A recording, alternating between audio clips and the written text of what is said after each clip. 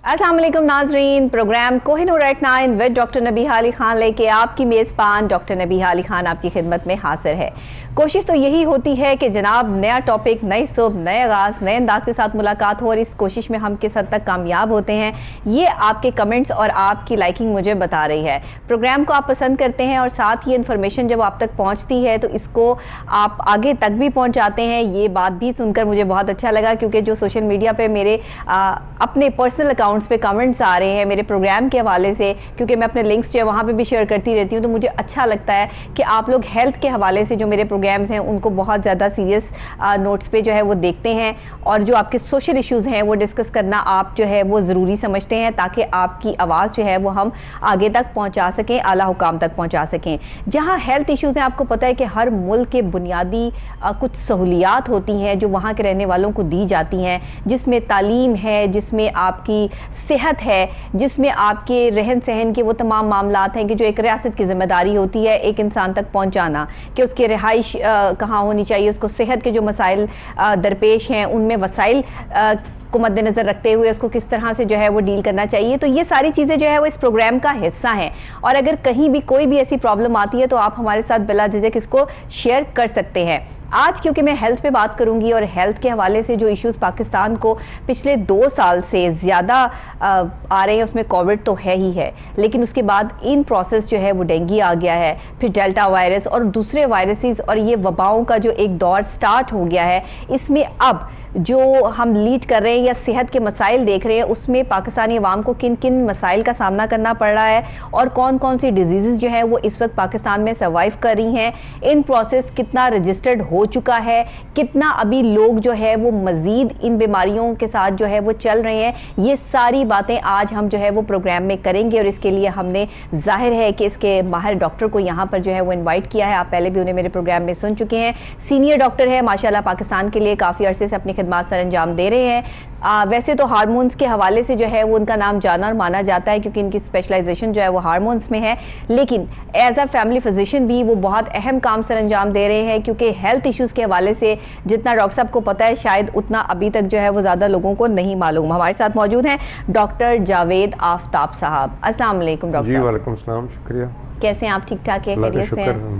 Doctor साहब बहुत शुक्रिया कि जब आप जैसी सीनियर पर्सनालिटी हमारे शो में आती हैं तो मुझे फ़ख्र भी महसूस होता है और अच्छा भी लगता है कि आपके तजर्बे से हम कुछ सीख सकें, और आपके तजर्बे से कुछ फ़ायदा जो है वो हमारी आवाम को भी हो सके, क्योंकि अनफॉर्चुनेटली हम तो यहाँ यंग डॉक्टर की बात करते हैं या बात करते हैं कि आज के जो नए आए हुए लोग हैं शायद उनके पास ज़्यादा एक्सपीरियंस है, लेकिन डॉक्टर साहब जिस तरह आपको कई अरसा साल हो गए इस फील्ड से वाबस्ता, और जितना आपको तो पेशेंट की शक्ल देख के पता चल जाता होगा इसको क्या प्रॉब्लम है, तो मुझे ये बताइएगा पाकिस्तान में इस वक्त कितनी बीमारियां जो हैं वो गर्दिश कर रही हैं, इन प्रोसेस कितनी डिजीज़ आ चुकी हैं, कितना आपके पास क्या डाटा है इसका? बहुत बहुत शुक्रिया डॉक्टर नबीहा, ये तो आपके खैर के कलमात हैं, होने ही चाहिए, बिकॉज आप भी जानती हैं बड़ी अच्छी तरह माशाल्लाह, और वो शोबे जो तकनीकी हैं लाइक इंजीनियर्स, डॉक्टर्स, आप भी डॉक्टर हैं माशाल्लाह। उम्र के साथ साथ जो बुक्स का नॉलेज होता है, जब वो पॉलिश होता है आपकी तजर्बे की शक्ल में, तो उसमें फिर उसका बीट नहीं कर सकते यंग के जाए, बिल्कुल ठीक है, जल्दी वाले। तो इसके दुरुस्त भी बात है, और ज़ाहिर है उस स्टेज पे पका। शुक्रिया आपका, और बहुत बहुत ज़्यादा मैं ज़रा इसके लिए आपने जो तारुफ कराया आपका बहुत शुक्रगुजार भी हूँ। हमारे यहाँ कुछ अरसे से तो हालात बहुत ही अबतर हैं, लेकिन ओवरऑल अगर ये सूरत हाल ना भी होती, हेल्थ के बुनियादी मसाइल किसी भी माशरे को, किसी भी मुल्क को, किसी भी सोसाइटी को दरपेश रहते हैं। बिल्कुल ऐसे है, और उसका ज़ाहिर है उसके लिए हुकूमतें जो हैं वो भी काम करती हैं, NGOs भी काम करती हैं, और लोग बजाते ख़ुद भी काम करते हैं, सोसाइटीज़ भी काम करते हैं, और अहम जो है बात जो है बहुत ही अहम है, हर फर्द काम करता है। बिल्कुल ठीक है।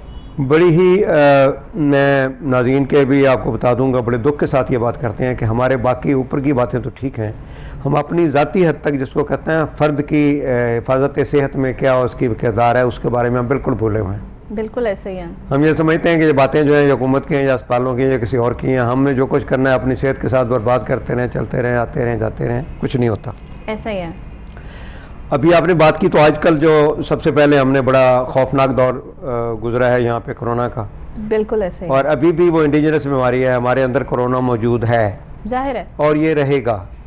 एक हम टर्म्स इस्तेमाल करते हैं अपनी ज़बान में डॉक्टर साहब, और हर्ड इम्यूनिटी कहते हैं जी। हर्ड इम्यूनिटी ये होती है कि आपका एक लार्ज पॉपुलेशन जो है, बहुत बड़ी आपकी अगर 12 करोड़ या 18 करोड़ अवाम है, उसमें से तकरीबन 16 करोड़ के करीब या 14 करोड़ के करीब वो इम्यूनिटी डेवलप करते हैं, क़ुव्वत मुदाफ़त उनकी इतनी हो जाती है कि बीमारी काम ना करे, तो फिर हम उसको सेफ्टी समझें कि इस मुल्क से ये मुल्क जो है सेफ हो जाए, या तो 70% लोगों को हो जाए या 70% लोग सिक्योर हो जाए, बहुत उसके इजाज़ में, मतलब टोटल लेवल जो है वो मैंने वो बात की है, आप बिल्कुल दुरुस्त कह रही हैं, यानी जो मुदाफ़त की कुव्वत है वो कम अज़ कम 90% में आ जाए। बिल्कुल सही है। वो चाहे बीमारी का खुद भुगतें उससे आ जाए, या बीमारी हल्की से लेवल पे आ जाए, या वैक्सीनेशन से आ जाए।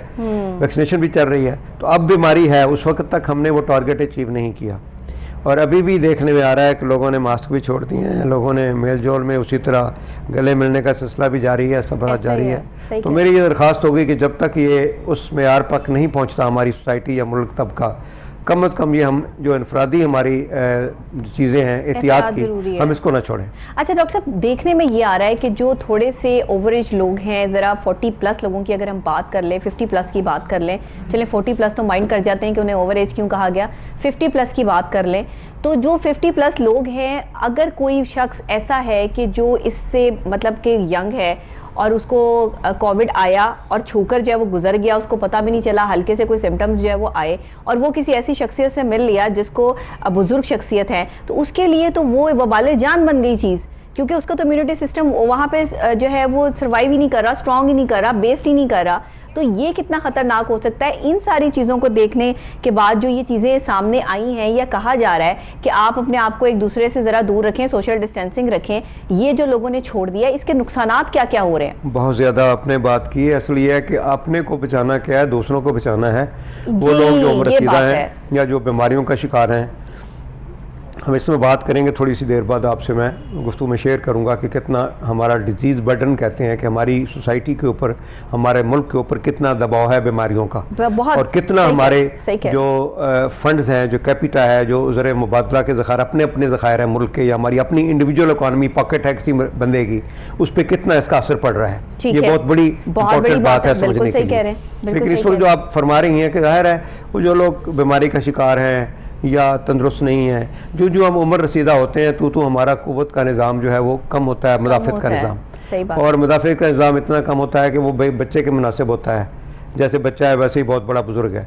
तो अगर एक जवान आदमी है, उसके ऊपर हमला भी करती है वायरस कोरोना की, वो उसके असरअंदाज नहीं होता, हल्के से सलामतें होती हैं, तो वो सख्त मुहलिक और ख़तरनाक है एक बुजुर्ग शख्स के लिए। तो मैं समझता हूँ कि अपने घर के वालिदैन के लिए कम अज़ कम बच्चों को, जवानों को और जवान लड़कियों औरतों को ये चाहिए कि अपने माँ बाप के लिए कर लें, अपने अजीज़ो कारब के लिए कर लें, अपने बुजुर्ग फूफी है, ताई है, खाला है, मासी है, सास है, ये सारे बुजुर्ग होते हैं। तो बुजुर्गों की लौट के लिए जब तक नहीं सोचेंगे तब तक आपको ये चीज़ दुरुस्त नहीं रहेगी। यहाँ तो लोगों को कोविड हो भी जाए तो लोग मान ही नहीं रहे कि कोविड है, वो कोविड को कुछ और रंग जो है वो दे देते हैं, कोई और बीमारी, इवन के डायग्नोसिस हो गया, इवन कि आपकी रिपोर्ट जो है वो जो है पॉजिटिव हो गई, लेकिन वो कहते हैं नहीं जी ये तो कोरोना है ही नहीं, ये तो गलत रिपोर्ट आई है। रिपोर्ट बनाने वाला ही गलत है, डॉक्टर गलत डायग्नोसिस देता है, डॉक्टर को पता ही नहीं है कि ये क्या है। एक्चुअली हमारे ये हो रहा है यहाँ पे। जी, मैंने थोड़ी देर से बाद एक आर्टिकल कुछ अर्सा पहले लिखा है, तीसरी दुनिया का अलमिया।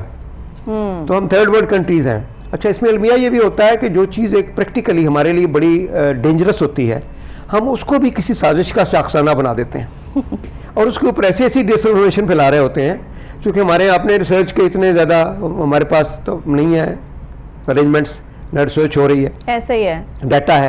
लेकिन अगर कुछ भी नहीं हो रहा तो कम से कम हमारे मुल्क के डॉक्टर हजरात या पेशेवर हजरात जो हैं वो इतना ज़्यादा मेयार रखते हैं कि पूरी दुनिया में माने जाते हैं। बिल्कुल सही, पाकिस्तानी इंजीनियर डॉक्टर का पूरी दुनिया में एहतराम होता है। अब यहाँ पूरे पाकिस्तान के doctors, professors, VCs, experts, infectious disease वाले जो मुतद्दी मर्जों के माहिरीन हैं, सब चीख कह रहे हैं कि भाई ये वायरस है, ये नहीं आई है, ये इंसान के मुद्दा है, इसकी ये टाइप्स हैं, अभी डेल्टा नई वायरस है। तो इसके बावजूद भी हैरत की बात है कि बड़े बड़े पढ़े लिखे लोग कहते हैं ये जी अगयार का फैलाया हुआ है, ये जी वो गैर मुसलमों का है, ये जी फलां का मसला है, ये है ही नहीं है, ये एड लेने का जरिया बनाया हुआ है, नहीं है, ये मौजूद है। वंस अपॉन ए टाइम, मैं हैरत की बात आपसे शेयर करूँ डॉक्टर साहबा नाज़रीन के लिए, मुझे कहा गया कि ये इवन बॉडीज़ जो हैं उनके ज़रिए भी पैसे ले रहे हैं, नऊज़ बिल्लाह मिन ज़ालिक।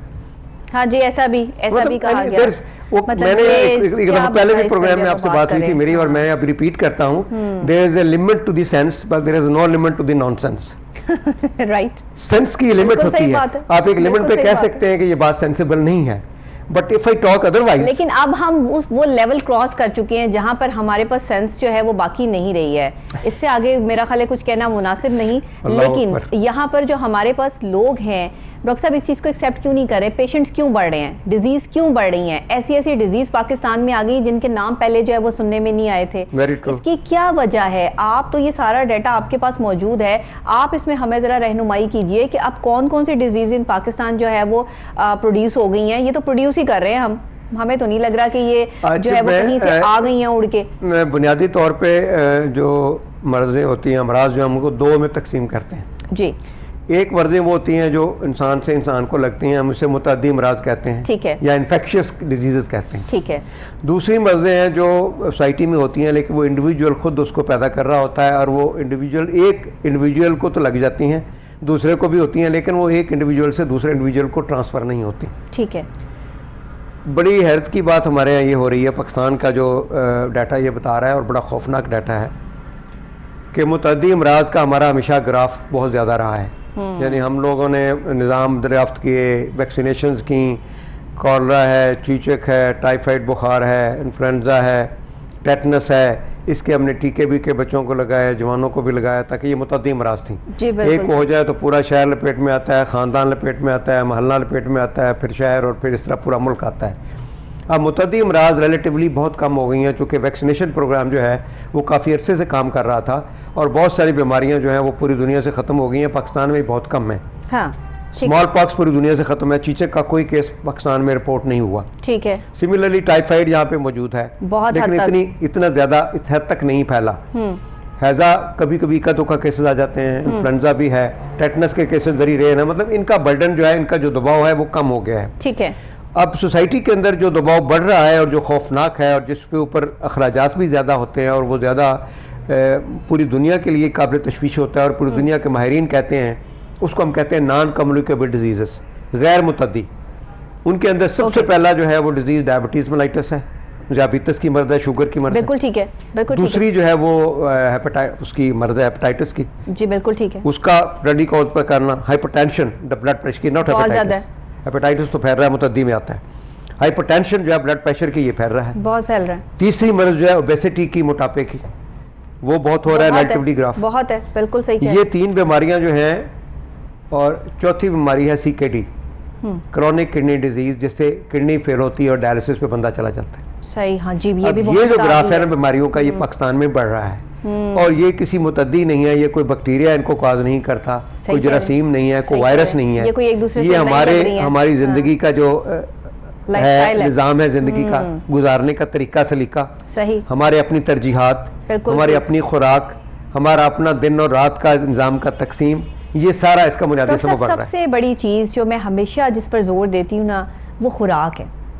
ये जो खुराक का निज़ाम है ना, अल्लाह ने ये कुछ सोच समझ के जो है वो इतनी बारीक नालियाँ जो है वो इंसान के अंदर बनाई हैं, इसमें इतनी बड़ी बड़ी जो गोश्त की आप बोटियां जो है वो डालने की कोशिश करते हैं ना, जबकि हमें इससे ताकत मिलेगी और हमें इससे प्रोटेक्शन मिलेगी।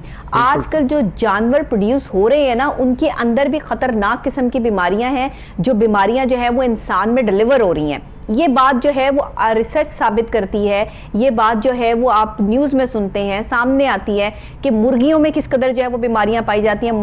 मुर्गी का जो वो गोश्त खिलाया जा रहा है, हम शौरमा में बड़े शौक से खिलाते हैं बच्चों को, जंक फूड की तरफ लेकर जाते हैं, बच्चे पिज़्ज़ा शौरमा के अलावा कोई बात नहीं करते हैं।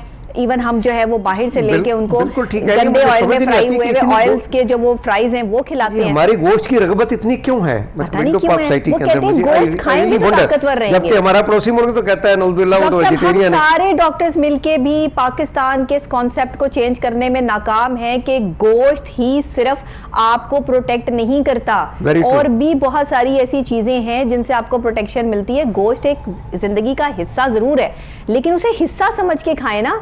आप उसे ज़रूरत ना बना लें कि हर चीज़ में वो ज़रूरी है। दाल में भी गोश्त डाला जा रहा है, सब्जी में भी गोश्त डाला जा रहा है, वैसे भी गोश्त बनाया जा रहा है। पूरा हफ्ता जब आप गोश्त खाते रहेंगे इस तरह उसको चेंज कर करके, चीज़ तो एक ही है, कान तो इधर से पकड़ लें इधर से पकड़ लें, बात तो एक ही है। डॉक्टर साहब, तो वो इसमें जा तो आपके अंदर ही रहा है। 3-4 कढ़ाइयाँ भी शामिल कर लेना, ये तो खैर रूटीन की बात है, लेकिन साथ में फिर वो कौरमा और कढ़ाई भी तो होती है ना, इसलिए वो तो लाजमी चीज़ें हैं। हमारी तो तान ही वो पे होती है, चाहे गेस्ट आ जाए जो है, just not good. I mean guest के सामने हमें दाल और सब्जी रखते हुए वो शर्मिंदगी होती है कि यार कुछ गोश्त होना चाहिए, कि हमने कॉन्सेप्ट ये बना लिया, क्यों हमने गोश्त को इतना प्रेफरेंस जो है वो दे दिया, गोश्त ही हमारी ज़िंदगियों में इंपॉर्टेंट क्यों रह गया, बच्चे भी गोश्त पर लग गए, कोई ना दालों की तरफ ध्यान है ना सब्जियों की तरफ ध्यान है।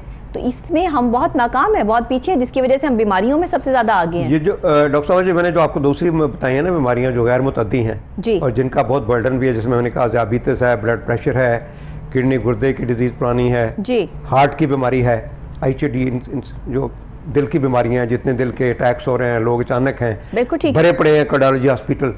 इसमें 3 चीज़ें बुनियादी तौर पे, एक बड़ा आपने दुरुस्त कहा, पहले नंबर 1 डाइट है, जिसमें excessive use of animal fat है और एनिमल मीट हम करते हैं, ऐसा ही है। दूसरा जो इसमें सेकंड पार्ट है वो that is excessive use of bakery products and sugar products. Yes, हमारे यहाँ मिठाइयों की दुकानें खुली हैं, भरमार है, केक बन रहे हैं, केक बांटे जा रहे हैं, मिठाइयों की मिठाइयाँ लोग बांट रहे हैं, खा रहे हैं, मीठी चीज़ें खाई जा रहे हैं, बेकरी की प्रोडक्ट्स पे आ गई हैं। ऐसा ही है। एंड थर्ड इज़ कि डिस्पाइट दिस, मतलब होना तो ये चाहिए कि रिच फूड ले रहे हैं, गोश्त खा रहे हैं, lot of calories in it, हम बेकरी प्रोडक्ट्स खा रहे हैं, lot of calories in it. ऐसा ही है। हम चाहें कि हमें कम से कम 5 से 6 किलोमीटर जरूर भागें, मुशक्कत करें, चलें, फिर तो वो सेडेंटरी calories लाइफस्टाइल बर्न है, होंगी। यानी सोने पे सुहागा, excessive meat, excessive bakery products and no exercise at all, no ऐसा ही है, मूवमेंट। ऐसा ही ये है। तीनों मिलके एक ऐसा ये बन जाता है, ट्रायंगल बनती है जो कॉज कर रही है इसको, और मैसिव तौर पे डिजास्टर है। हर फैमिली में देखें तो आए दिन, अल्लाह नौज़ुबिल्लाह माफ़ करे, अल्लाह ताला अपनी पनाह में रखे,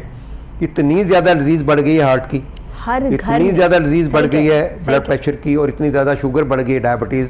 हर 5वां 4वां 5वां जो है 5वां आदमी वो डायबिटिक का पेशेंट है। अब ऐसे। यंग पेशेंट भी डायबिटीज़ का शिकार हो रहे ऐसा हैं। ही है। हार्ट की पहले थी कि जी लोगों में आती है जो ज़्यादा अरसे तक खाएं, अब हार्ट वालों ने भी कहना शुरू कर दिया है कि जी यंग लोगों के अंदर भी अगर वो ज़्यादा एनिमल फैट खाएंगे, ज़्यादा कार्बोहाइड्रेट्स वो बेकरी खाएंगे, तो उनमें भी दिल की मर्ज हो सकती है। बिल्कुल ऐसे ही है। तो ये मर्ज़ें जो है इनको तो कम से कम कर सकते हैं ना। मुतद्दी के बारे में तो ये है कि वैक्सीन आएगी या उसके बारे में एहतियाती तदाबीर करनी डॉक्टर साहब, बड़ी पड़ेगी। खूबसूरत बात यहाँ पर मेरे जहन में आई, और मैं आपकी बात को जो है वो काट रही हूँ यहाँ पे, कि हम प्रोडक्ट लेते हैं पैकेट देख के कि किसका पैकेट कितना खूबसूरत है। ये मैं आपको वो बात बता रही हूँ जो बिल्कुल ठीक साइकोलॉजिकल है, इस बिल्कुल वक्त ठीक है। पाकिस्तान में गर्दिश कर रही है, क्योंकि जाहिर है मैं साइकोलॉजिकल पॉइंट ऑफ व्यू से ही जो है वो दे सकती हूँ, बता सकती हूँ। और मैंने लोगों को इवन के वो चीज़ें उठाते हुए देखा जो है, जब मैं अपने घर की ग्रॉसरी लेने के लिए जाती हूँ, जो उनके लिए बड़े नुकसानदेह हैं, लेकिन क्योंकि पैकेट बहुत अच्छा, मैं रोक भी देती हूँ कि आप ये मत लें, आपको पता है कि इसका जो है वो साइड इफेक्ट है, आप कहीं हाई ब्लड प्रेशर के मरीज तो नहीं है, आपको कोई शुगर तो नहीं है, आपके लिए ठीक नहीं होगा। तो आगे से वो कहते हैं नहीं जी इसकी पैकिंग इतनी खूबसूरत है, ये बहुत अच्छा है जी, और ये सेहत के लिए भी बहुत अच्छा है, इस पर लिखा है कि ये सेहत के लिए अच्छा है। मैंने कहा ठीक है, फिर आप ले लें। अब जब आपने किसी की बात नहीं सुननी, नहीं माननी, और पैकेट देख के चीज़ खरीदनी है, तो आपको क्या पता कि उसमें क्या इंग्रेडिएंट्स हैं। कभी किसी ने इतना टाइम लगाया और ग्रॉसरी खरीदने पे, हम तो सिर्फ जो है वो प्राइस देखते हैं कि सबसे सस्ता कौन सा है या सबसे महंगा कौन सा है। कभी हमने ये देखा हो कि सेहत के लिए अच्छा कौन सा है? नो वे।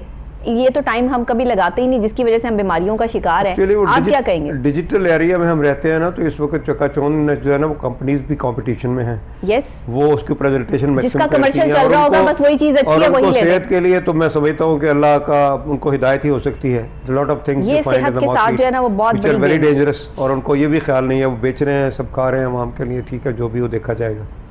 इस लिहाज से जो आपने बड़ी इंपॉर्टेंट बात की है, तो मैं वो मुतद्दी के बारे में आपसे ये बात कर रहा था कि उसका बर्डन ज़्यादा है जी। और चाहिए कि हम अपनी सेहत का ख्याल रखें, वॉक करें, एक्सरसाइज प्रॉपर करें, जिम ना भी हो तो जो हला जुला करें, और इनकी जैसे वेरी ट्रूली आपने कहा once a day meat is good, ऐसे ही एक वीक में ऐसे ही है, enough, वेरी इनफ, मतलब इतनी आपको परफेक्टली है, नॉट कि रोज़ आप हैं और उसके बाद प्लस आप कढ़ाइयाँ कर लें, फिर बाहर कर लें, फिर उसकी प्रोडक्ट्स ले लें।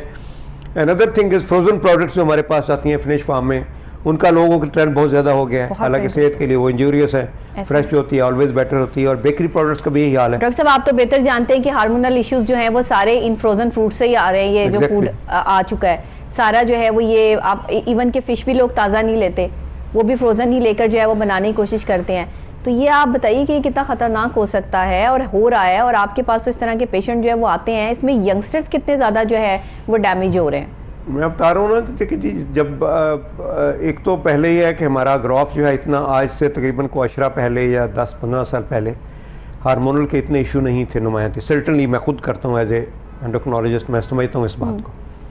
लेकिन ये हमारी जो डाइट का बिहेवियर चेंज हुआ है, जिसके अंदर पोल्ट्री आ गई है बहुत ज़्यादा, और ये मैंने एक फ़ोन पे भी बात की थी, तो मुझे कहा कि ऐसी बात नहीं है। हालांकि मीट मैं नहीं समझता, शायद हो, तो मेरी इल्मी है कि कोई ऐसी जगह हो जहाँ पे चिकन को टेस्ट किया जाता हो कि इसके अंदर रेजिजुअल जो हम जाते हैं, इसको पेस्टिसाइड्स होते हैं या इसका जो है ना देते हैं फूड, इसको डाइट खिलाई जाती है पोल्ट्री चिकन को, उसके अंदर जो होती हैं चीज़ें, आया वो इसके मीट में कितनी होती हैं। क्योंकि पोल्ट्री में चिकन की ये खासियत है, और पिजन और बर्ड्स की, कि जितना भी इनको फीड दी जाती है, ये उसके पार्ट को रिटेन करते हैं अपने फ्लैश के अंदर। सही। तो या तो उनको कोई स्टैंडर्डाइज किस्म की एक लेबॉर्ट्री हो जो सबको रैंडम टेस्ट करके बता दे कि ये चिकन सेफ़ है, अदरवाइज़ मैं नहीं समझता कि इसका मैसिव यूज़ होना चाहिए।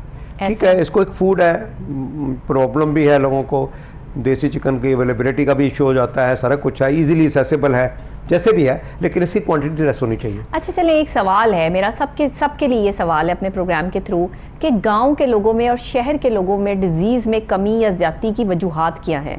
डॉक्टर साहब, आप ये देखें कि गांव के लोग जो है वो सुबह को अपने काम पर निकलते हैं, अर्ली मॉर्निंग जो है वो उठते हैं और वहाँ पर जो है वो अपने काम करते रहते हैं।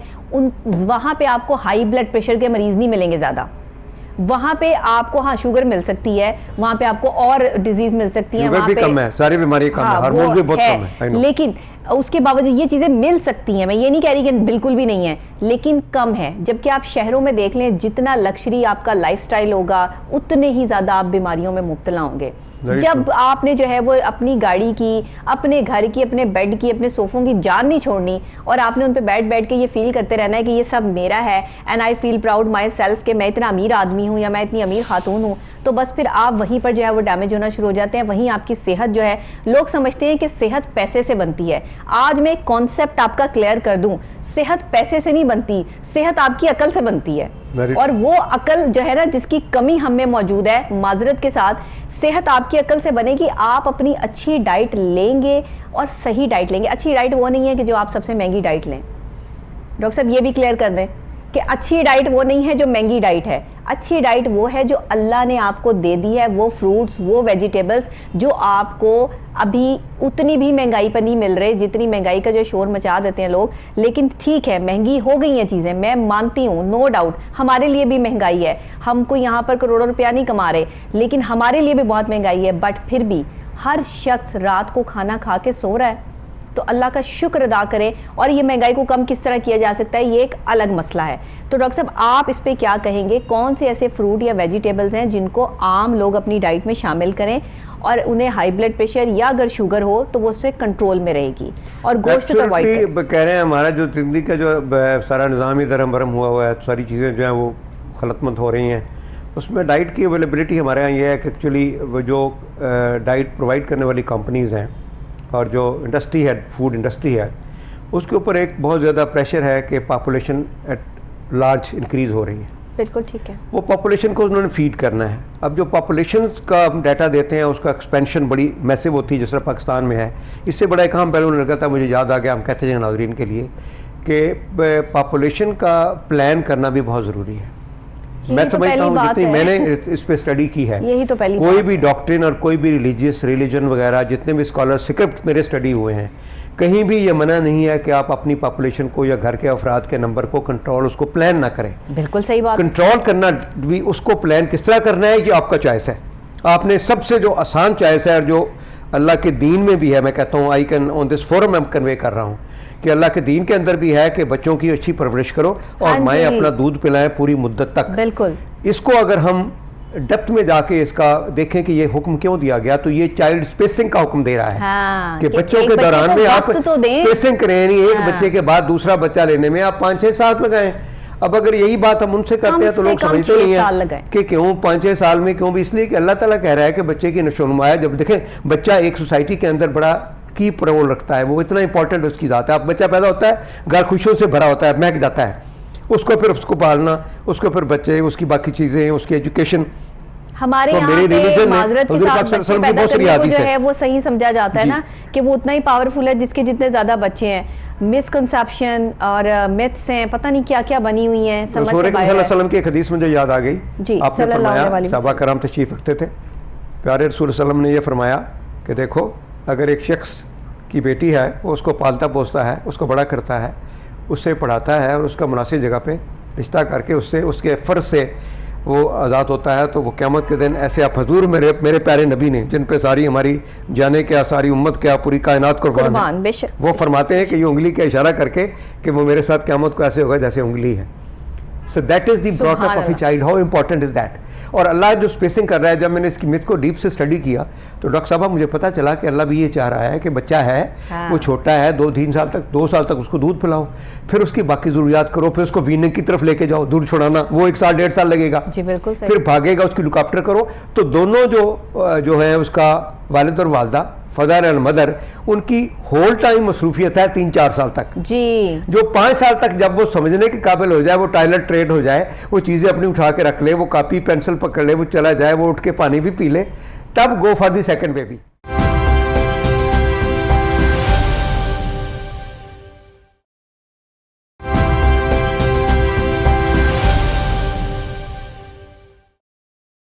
अच्छा, उस वक्त देखिए जब बच्चा 4-5 साल का हो जाए ना, तो वो बच्चा खुद ब खुद भी माँ बाप को ये कहता है कि अब ये जो है ना वो मेरा कोई भाई या बहन होना Very चाहिए। true, वो तो वही बात ठीक है, है? naturally वो बात है। बच्चा इट्स मीन कि इस चीज को फील कर रहा है कि वो लॉनली फील कर रहा है। यहाँ पर अभी बच्चा पैदा होता है, अगले साल फिर दूसरा बच्चा, फिर तीसरा, और इसी वजह से पॉपुलेशन जो है वो बढ़ चुकी है, हम कंट्रोल नहीं कर पा रहे। ये बहुत जरूरी बात है। हमारे वसाइल जो है वो बढ़ चुके हैं, हम वसाइल की तरफ कहाँ तवज्जो देंगे, कहाँ से लाएं इतने वसाइल कि जब इतने मसाइल जो है बढ़ गए हैं। तो डॉक्टर साहब, मैं तो पता नहीं, मैं कहती हूँ कि हमारे जो सारे डॉक्टर्स हैं ना, मिलकर उनको इस चीज पर काम करना चाहिए। मैं तो एक बात आपसे कह के इसको गुजारली, ये बहुत बड़ी वैसे डिबेट है, अक्सर होती रहती है, ज़िमरन बहुत जिक्र बड़ी आ गया डिबेट तो है। मैं इसके ऊपर आपको पा रहा हूँ, बड़ी इंपॉर्टेंट इशू है ये।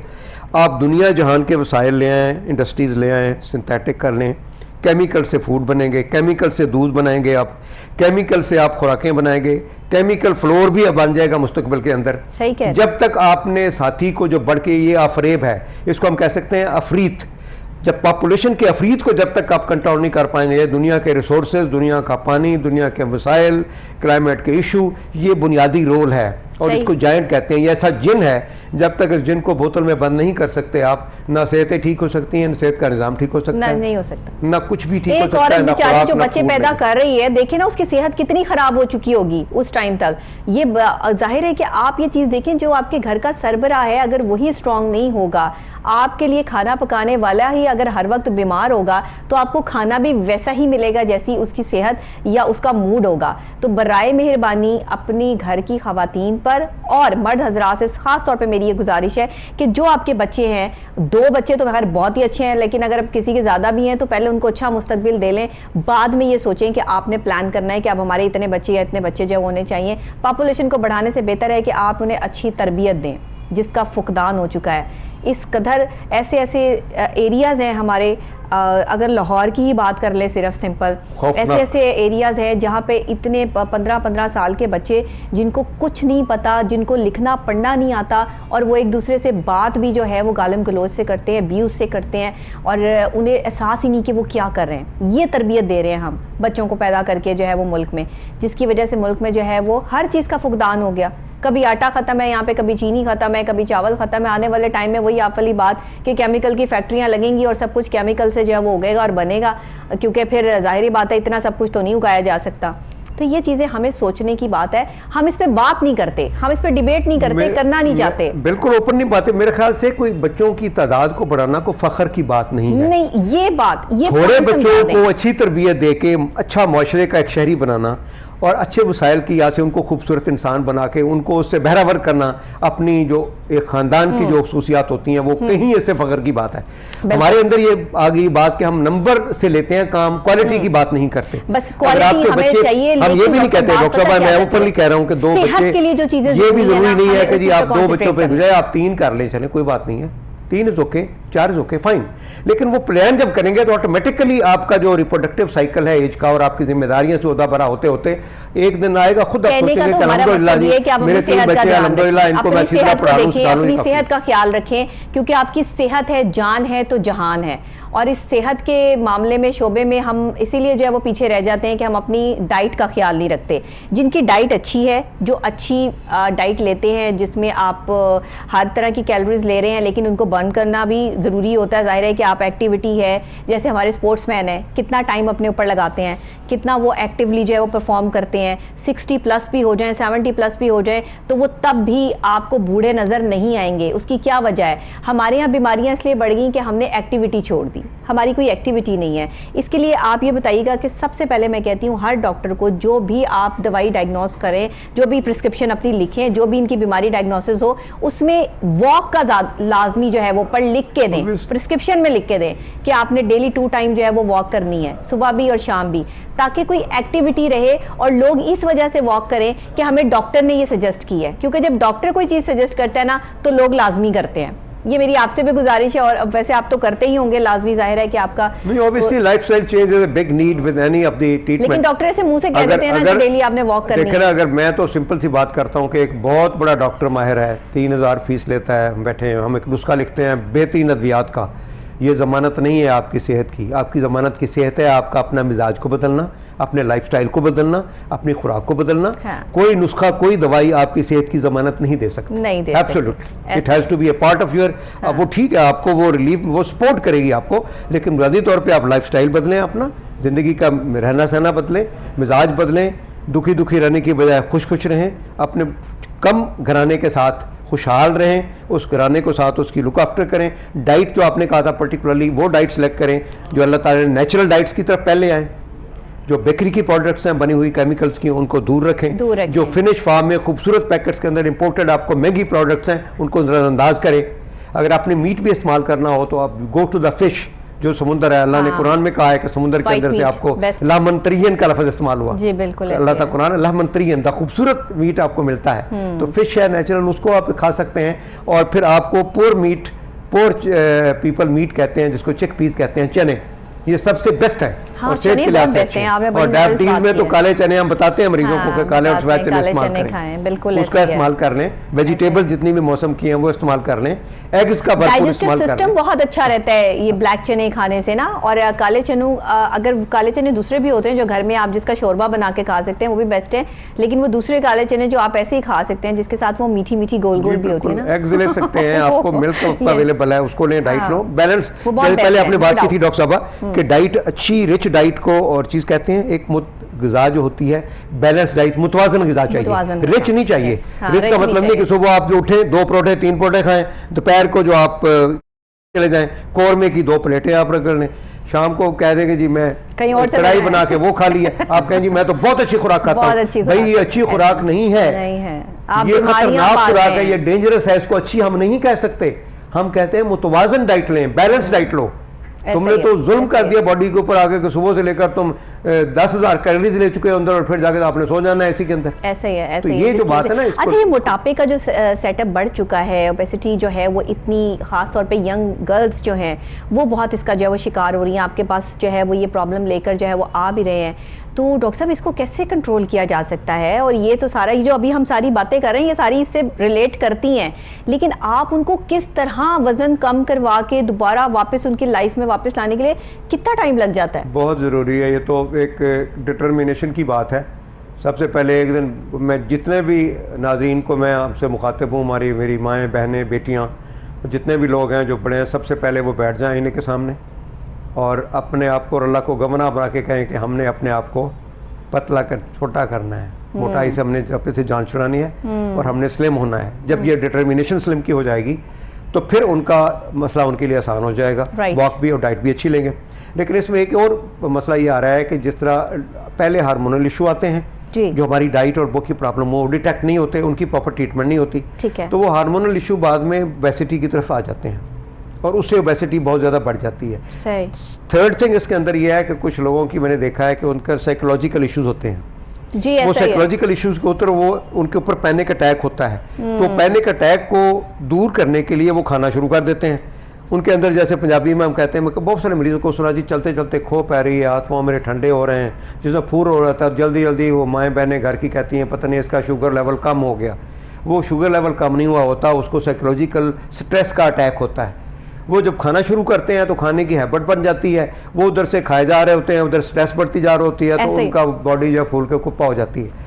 You understand as a psychologist के वो बेसिकली उनकी साइकोलॉजी का इशू होता है जी, बिल्कुल ऐसे, जिसको हम एड्रेस नहीं कर पाते, वो एग्रो उसके शिकार हो जाते हैं, एग्रोफोबिया के। वो उनको जो है ना हाइपरफोबिया को, उनको खाना उनकी मेरे पास ऐसे डायग्नोसिस आते हैं दूसरे डॉक्टर्स के कि जी इनको स्टमक का प्रॉब्लम है, इनको जो है वो और मसाइल हैं, इनके साथ जो है वो गिलड़ के मसाइल चल रहे हैं और ये प्रॉब्लम है। अच्छा, उन्हें इसमें से कोई भी इशू नहीं होता, उनके साथ प्रॉब्लम साइकोलॉजिकल चल रहा होता है, डिजीज़ कुछ और होती है।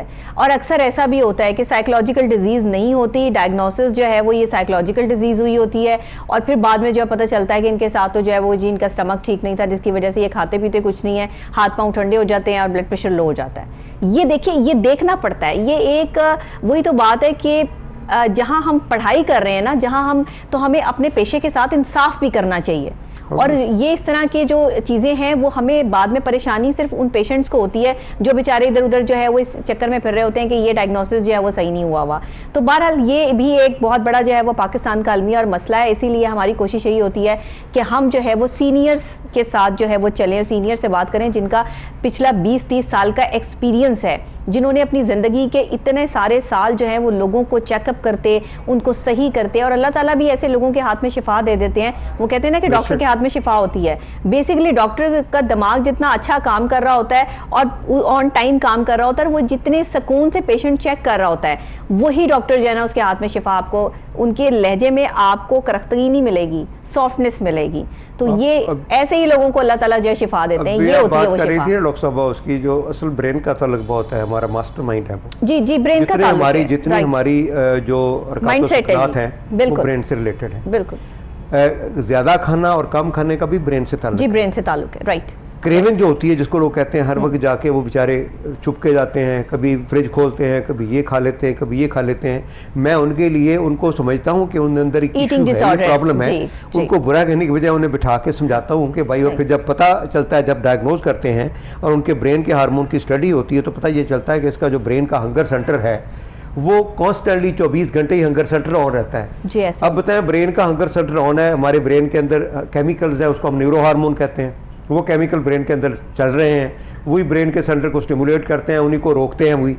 तो जब स्टाइटी सेंटर ऑन नहीं होना कि मेरा पेट भर गया, मुझे तलब नहीं है भूख की, और हंगर सेंटर ही ऑन रहेगा, ऐसा है, तो बेचारे क्रेविंग में चले जाते हैं, जो वो खाते रहते हैं हर वक्त में, तो फिर मोटे हो जाते हैं। तो इसलिए हमें सारे पहलुओं को देख के तशखीश करना होती है। मोटापा सबसे ज्यादा अहम चीज़ है तशखीश में, जैसे आपने भी फरमाया है, और बात ही दुरुस्त है कि एक मॉलिज का, बेहतरीन मॉलिज का, एक तजर्बाकार मॉलिज का सबसे ज़्यादा जो होता है उसका रेफरेंस, उसका जो होती है कंसंट्रेशन होती है, तवज्जो, वो सही तशखीश पे होती है। बिल्कुल ऐसे कि मैं सबसे पहले डायग्नोज कर लूं कि इसको ओबेसिटी क्या है। हाँ जी, मोटापा जो है आया, इसको फैमिली का मोटापा है, इसको खुराक का मोटापा है, इसको हार्मोन का मोटापा है, अगर ज्यादा खुराक खा रहा है तो क्या इसकी नफसियाती प्रॉब्लम है, इसके ब्रेन का प्रॉब्लम है, या इसके मैदे का कोई इशू है। ठीक है, ये सारी चीजें जब तक ना होंगी तो ऐसे नहीं है कि आपने डाइट खरीद ली। मुसीबत ये है कि वही बात जैसे आपने बहुत पहले फरमाया था कि हम पैकेटों पे जा रहे हैं, हम पैकेज पे जा रहे हैं, हम खूबसूरतियों पे जा रहे हैं। जब इश्तिहार चलेंगे स्लिमिंग क्लिनिक, ये स्लिमिंग डाइट, वो स्लिमिंग डाइट, तो लोग उसको पढ़ते नहीं है, सारा कुछ करके कहते हैं वाह वाह बस ये डाइट। आप बच्चों को देख लेना डॉक्टर साहब, बच्चे कहेंगे कि ये इश्तिहार चल रहा है, कमर्शियल चल रहा है, बस यही लेना है। अब वो उनके लिए ठीक है, नहीं ठीक है,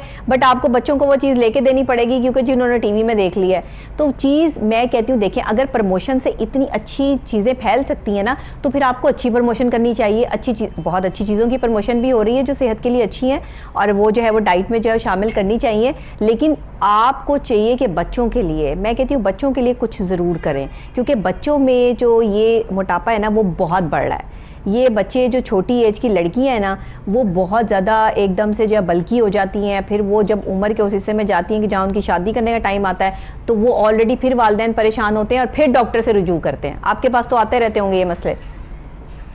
जी बिल्कुल आते रहते हैं जी, सारा कुछ है इसमें, तो बड़ा कई दफ़ा बार बार कह चुके हैं सारा। और उनको बता चुके हैं कि इन चीज़ों को अगर ज़हन में नहीं रखेंगे, इनफादी तौर पे नहीं बदलेंगे तो ये चीज़ें आपके लिए मसाइल का शिकार हो जाएंगी और आपकी सेहत जो है दुरुस्त नहीं रहेगी। मेरा ख्याल है जाते जाते हम डेंगू के बारे में कुछ कर लें, क्योंकि इस वक्त बहुत ज़्यादा फैला हुआ है। जी जी जी डॉक्टर ये बहुत फैला हुआ है। तो मैं कहती हूँ डेंगू पे भी मैंने प्रोग्राम किया है पिछले दिनों, बहुत फैला हुआ है और ये सीरियस मर्ज है, लोगों ने इसको सुना है, इनको समझना चाहिए। ये खतरनाक साबित हो सकता है। इसमें खून के वो ज़रात जो खून को जमाते हैं वो बहुत कम हो जाते हैं जी, फिर बॉडी के अंदर भी ब्लीडिंग होती है। सबसे ज़्यादा मच्छर से बचाव है, जिसमें कि आप मुख्तलिफ चीज़ें इस्तेमाल कर सकते हैं। लेकिन सबसे जो अहम बात मैं शेयर करूँगा डॉक्टर साहबा, यंग हमारी जो नस्ल है उनके अब लिबास मुख्तसर होते होते सिर्फ स्लीवलेस पे आ गया है। सही। तो शाम के वक्त में जब मच्छर हमलावर होता है, ज़्यादातर सुबह के वक्त में उजाला जब शुरू हो रहा होता है, सही बात कर रहे हैं, और शाम का जब जो है वो जब तारी हो रही होती है, इन वक्त में कम से कम आप पूरे आस्तीनों के कपड़े पहने, सही, अपने आप को पूरा ढांके, मच्छरों वाली जगह पे न जाएं, अपने घर के और गमलों की हिफाजत कर लें, मच्छर की कॉलोनीज को वैसे बर्बाद कर दें, अच्छी डाइट खाएं, इम्यूनिटी को ज़्यादा रखें और उनसे बचें, चूँकि डेंगू का जो रेट जा रहा है डेली रेशो वो बहुत बढ़ रही है। और जो जब प्रेशर पड़ता है हेल्थ सेक्टर के ऊपर तो प्रॉब्लम होता है। कोताही जिसकी भी हो, हम यहाँ बैठे हुए ये बात नहीं कर रहे कि क्यों फैलता है। बीमारियाँ फैलती हैं, उसके वेक्टर्स हैं, मच्छर हैं वो आज़ाद हैं, जहाँ भी जा सकते हैं, वो उनकी कॉलोनीज़ हैं, उनके लार्वा बरामद होते हैं, वो अपनी जगह पे हो रहा है। लेकिन फ़र्द को अपने आप को बचाने के लिए और फैमिली को बचाने के लिए जितनी हद तक हम कर सकते हैं कोशिश कर लें। ये कहने कि हम लोग अपने रहाइश के भी इंतजाम को भी दुरुस्त ना करें, अपनी खुराक को भी दुरुस्त ना करें, अपने जो मामूलात ज़िंदगी हैं वो भी दुरुस्त ना करें। हम रात को 2 बजे सोएं, सुबह 12 बजे उठें। अब इन सारी चीज़ों के साथ फिर आप ये करें कि वो बात वही होगी कि कर्ज़ की पीते थे मैं और समझते थे कि हाँ रंग लाएगी हमारी फाका मस्ती एक दिन। हरकतें तो आपकी सारी ऐसी हों कि जो सेहत से दूर दूर तक ताल्लुक़ ना हो, और फिर आप हम ये करें कि मैंने सारे मिल के बैठ के कि भी हमारी सेहत अच्छी होगी, तो मेरा ख्याल है ये मुमकिन बात नहीं, ये मुमकिन नहीं है। बिल्कुल सही कह रहे हैं आप। सेहत पे कोई कंप्रोमाइज़ जो है वो नहीं करना चाहिए। सेहत को भी आपको वैसे ही लेना चाहिए जैसे आप कपड़ों पे कंप्रोमाइज़ नहीं करते, मेकअप पे कंप्रोमाइज़ नहीं करते, बालों पे हेयर स्टाइल पे कंप्रोमाइज़ नहीं करते, और जैसे जेंट्स हजरात जो हैं वो अपने फेशियल पे कंप्रोमाइज़ नहीं करते, तो इसी तरह आप अपनी डाइट पर भी कंप्रोमाइज़ ना करें और अपनी सेहत पर भी कंप्रोमाइज़ ना करें, क्योंकि सेहत है तो नेमत है और सेहत हज़ार नेमत है। ये बातें सिर्फ बनी हुई नहीं है, ये बातें इंपॉर्टेंट चीज़ें हैं, इंपॉर्टेंट बातें हैं जिनको आप अपनी ज़िंदगी का हिस्सा बनाएं। और ये प्रोग्राम करने का हमारा मकसद भी यही होता है कि हम आप तक ये इन्फॉर्मेशन जो है वो पहुंचाएं, आपको इन्फॉर्मेट करें कि आपने करना क्या है, कैसे चलना है। अगर कहीं कोई गलती हो रही है तो कोई मसला नहीं है, गलती इंसानों से ही होती है, उसको ठीक कर लिया जाता है। अपनी सेहत का ख्याल रखें, अपनी वॉक लाजमी करें सुबह दोपहर शाम, और डीप ब्रीथिंग लाजमी करें। ये मैं नहीं कह रही, ये आपकी डीप ब्रीथिंग जो है वो आपके लिए बहुत इंपॉर्टेंट है। इससे बहुत सारी आप जो है वो बीमारियों से बच जाएंगे। और मैं ये समझती हूँ कि जो शुगर पेशेंट हैं उनके लिए डीप ब्रीथिंग बहुत अच्छी है, जो हाइपरटेंशन के ब्लड प्रेशर के मरीज हैं उनके लिए भी ये बहुत बेहतर है, और आप सुकून महसूस करेंगे इस चीज़ को। होती है, बिल्कुल ठीक है। और हार्मोन्स का जो इशू आपको चल रहा है उसमें तो जाहिर बात है कि आप गोश्त को, डॉक्टर साहब आप पता नहीं, आप तो जाहिर मना करते ही होंगे, लेकिन सख्ती के साथ मना करना कि हार्मोन्स के जो फ्रोजन फूड है उसको बहुत बिल्कुल जीरो कर दें, फ्रेश फूड खाएं, हार्मोनल इशू में तो ये बिल्कुल बंद होना चाहिए। और इसको चीज़ों को जो फैलाती हैं, बहुत सारी मेडिसिन भी हैं जो एंड्रोजन, खातन के अंदर चेहरे के बाल बहुत बढ़ रहे हैं, मोटापा, यंग गर्ल्स के अंदर जो सबसे मुझे खौफनाक बात आ रही है कि यंग गर्ल्स मोटापी हो रही हैं, उनको किसी सूरत में नहीं होना चाहिए। They should have massive exercise, they should have minimum food और बैलेंस फूड। हम ये भी नहीं कहते भूखी रहें, फास्टिंग, मुतवाज़िन ग़िज़ा खाएं। ख़वातीन भूखी रहना शुरू कर देती हैं कि हम जितना भूखा रहेंगे उतना ज़्यादा हमारा वजन जो है वो कम होता रहेगा, खत्म होती है तो फिर दुगना खा लेती हैं। ऐसे ही है। हालांकि अच्छी डाइट लें, अच्छी डाइट लेके साथ एक्सरसाइज लाजमी करें, क्योंकि एक्सरसाइज आपकी ज़िंदगी का वो हिस्सा है जिसे आपने अगर मिस कर दिया ना तो फिर ज़िंदगी आपको ज़्यादा चांस नहीं देगी। ये जो हम कहते हैं ना 40 के बाद जो है वो बाई चांस लाइफ है, ऐसा कोई चक्कर नहीं है। अगर आप 70 तक भी जा सकते हैं, 80 तक भी जा सकते हैं, 100 तक भी जा सकते हैं। लोगों ने 100 क्रॉस भी किया है।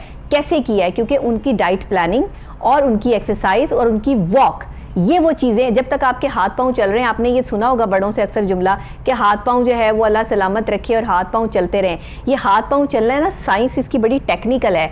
जब आप हाथों से काम करते हैं तो आपकी ब्लड सर्कुलेशन होती है, पाँवों से चलते हैं तो ब्लड सर्कुलेट करता है पूरे जिस्म को, माइंड को रिलैक्स करने के लिए। जब भी आप अपने पाँव का मसाज करवाएंगे तो सुकून दिमाग को क्यों मिलता है? कभी सोच के देखिएगा ये बात।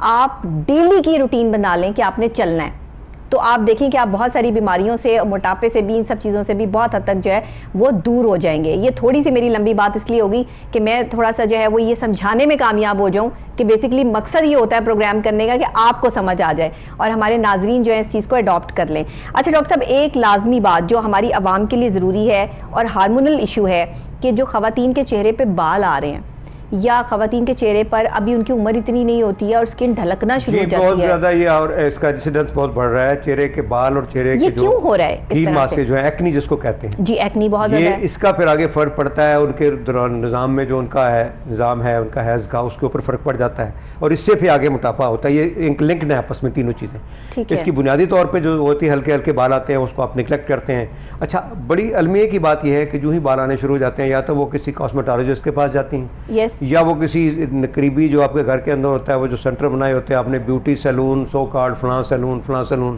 ब्यूटिशियन के पास चली जाती हैं। हालांकि 100% तौर पे बच्चियों के अंदर जो हकनी का मसला है और बालों का मसला है, ये हार्मोन से बेस होता है। होता यह है कि ख़वातीन के अंदर जो मर्दाना और ज़नाना हार्मोन है उनकी एक बैलेंस होता है। जैसे हम डाइट की बात कर रहे थे तो मुझे यूँ लगता है कि ज़िंदगी को जब मैंने करीब से देखा तो मुझे लगा कि ज़िंदगी सिर्फ तवाज़ुन पे बुनियाद है, बेस ही बैलेंस पे करती है। कायनात का निज़ाम बैलेंस पे है, रात और दिन निज़ाम बैलेंस पे है, हर चीज़ बैलेंस में है। इसी तरह वो हार्मोन बैलेंस में होते हैं। जब वो हार्मोन बैलेंस से इम्बैलेंस होते हैं तो फिर उनके अंदर ये अलामतें हैं जो उनके चेहरे पे बाल आते हैं और उनके चेहरे पे कील आते हैं।